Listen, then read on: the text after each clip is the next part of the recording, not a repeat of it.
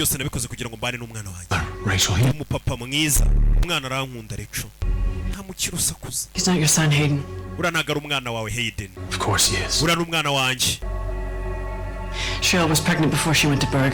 Cheryl yamenye ko ajya kwiteza intanga n'ubundi yari asanzwe atwite. Please. Oya. Paternity testing. Okay, mupime ibizamini murebe. Pain. Ura mwana ni pain. Test, Hayden.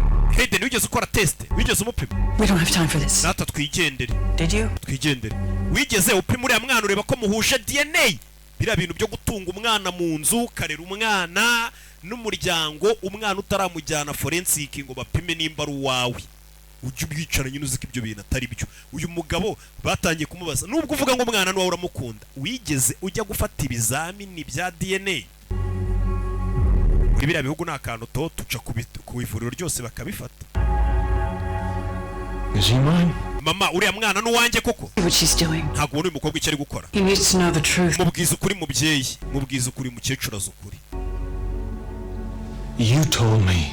Mama, he was mine. Wagiye gupimisha DNA uzumbwira ko umwana ari uwanjye maze kumuzana. Subiza. Mine. Uriya mwana n'uwanjye.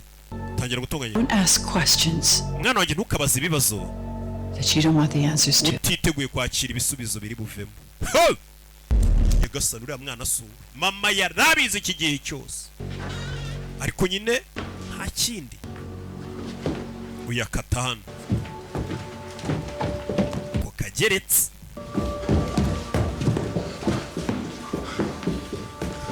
Yeah.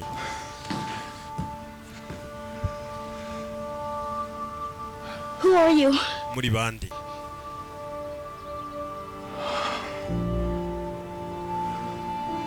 Umwana yaramubonye. Muri bande.